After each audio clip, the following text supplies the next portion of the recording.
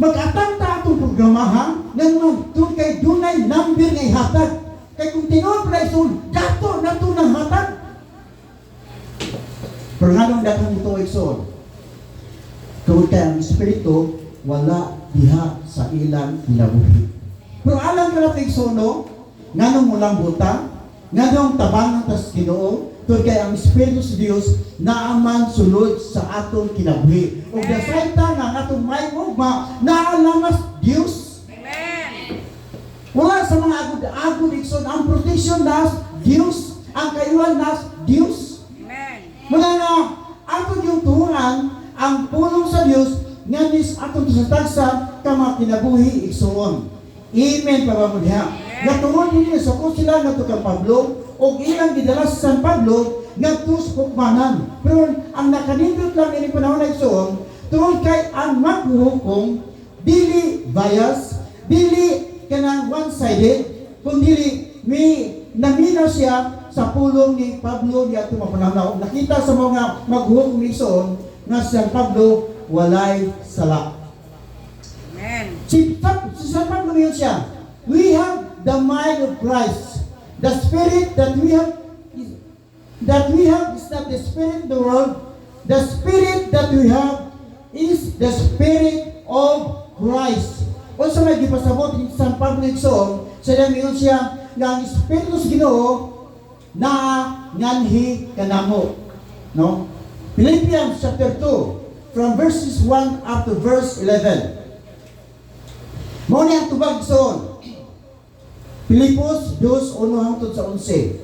Therefore, if you have any encouragement from being united with Christ, if any comfort from His love, if any common sharing in the Spirit, if any tenderness and compassion, then make my joy complete, my being like-minded. Sa diyan, hayusa ta diyan sa Dios, no? Ato ma-experience ang gugmas Ginoo, ato ma-experience nga ang Dios magapuyo gayud sa atong sulod doon nga mabayang song.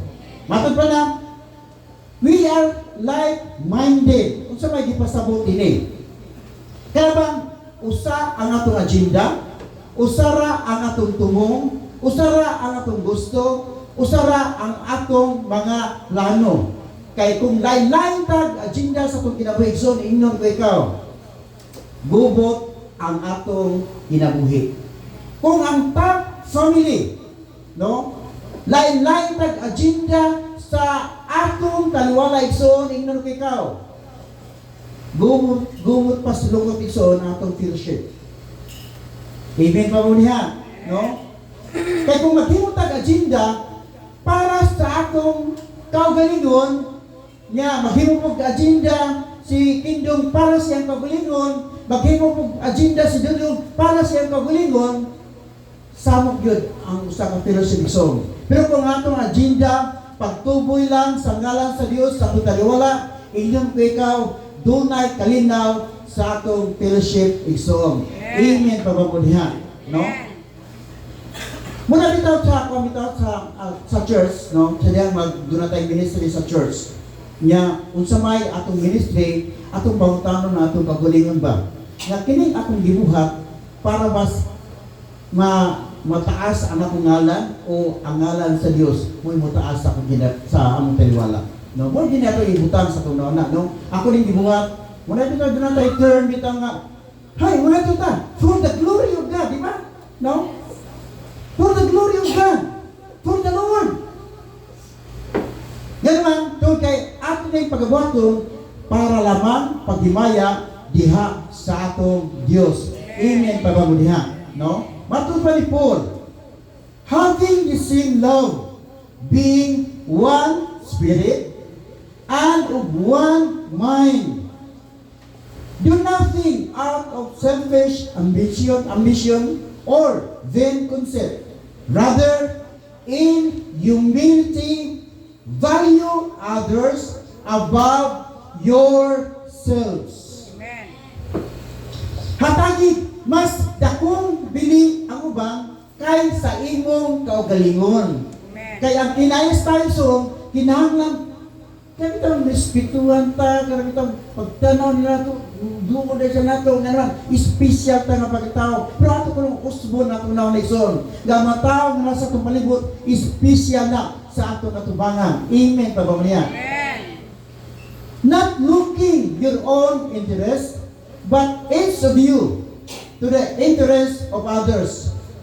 In your relationship with one another, have the same mindset as Christ, who being in a very nature God, did not consider equality with God something to be used for his own advantage. So, wala niya ina ang mga tao na kinahanglan muto mo nako, kinahanglan mutawad mo nako, kay anak ko sa Dios, kinahanglan mutawad mo nako, kaya ang tagyas kalimutan ang akong ama, wala na ina sa atong Ginoong Kristo.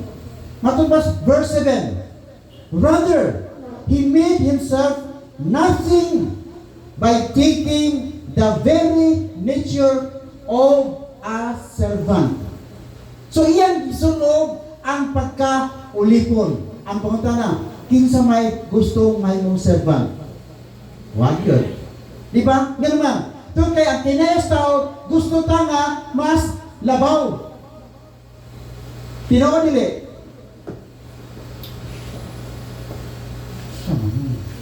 Tinoon nila. Amen. Sa tinoon lang ginagyo, no? Ang tao gusto nga naas ibabaw. Di ta gusto itong sugoon. Kapoy man. Gusto na ito, kita'y manugo. Kapoy. Di ba? May go. Puta. Kurang ba istra? Pero ang atong Ginoong iyan gisunog ang pagkaulipon. And being found in appearance as a man, he humbled himself by becoming obedient to death, even the death of the cross. Verse 9, therefore, God exalted him to the highest place and gave him the name that is above every name. Nindot judaison nga magpausta nga naman ipataas tas Dios. Amen. Muna pinakanindot nga tanawon ba sa church ba? Nga kita maglumba o pagpaog sanay. Amen. Kurang nang luspa tayo pa na. Amen pa? No? Verse 10. That at the name of Jesus, every knee should bow in heaven and on earth and under the earth. And every tongue acknowledge that Jesus Christ is Lord. So, grabe ang mind sa ating Jesus Kristo. Wala siya nagmuna siya pagligong. Wala siya nagmuna sa kasakit nga iyang pagkatubangon niya itong mga panahon na. Pero ang iyang ginunayson, kita. Para di natin ma-experiensyahan ang gitawag o cross, siya ang ni dupa dito ibabaw sa cross. Para di natin ma-experiensyahan igsoon ang gitawag kaulaw, siya ang nagpakaulaw igsoon para kanino kanako. Wala niya hununang niyang kaglingon, kundi nabunaw na siya para kanino kanako igsoon. Amen, pababadya. In 1999, a group of archaeologists, no? Sa diyan ang glakaw sila sa kabungtod igsoon, ila nakita ang usa ka kang batanon nga babae nga na-frozen ba, no? Na-frozen. So, kumpleto ang mga lawas igsoon kay nabagot pa kini sa gitawag og ice sa atong mga panahon na, no? Unya matod pa sa hinubay nga katuday mao nga babae mo toy ilang gihimong sakripisyo para sa ilang Dios niadtong panahon na, no? Ilang gihatag ang babae para kanila. Nya matod pa 500 years na ito nahitabo kini mao nga paghalad igsoon. Kung imong itandi bitaw sa libot ni Jesus, gihatag ni Jesus ang iyang pagalingon para kanimo kanako. So grabe kayo ang atong Ginoong Kristo igsoon, no?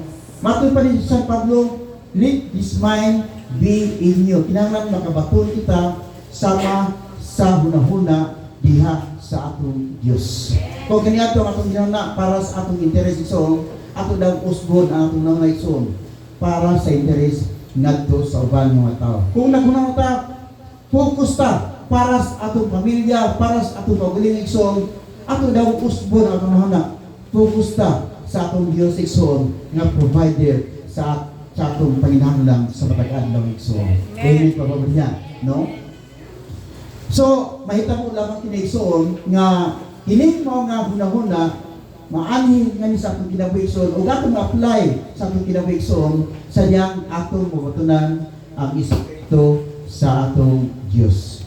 Amen pa mo diha. No, manilugtan nato tunong awiton ang come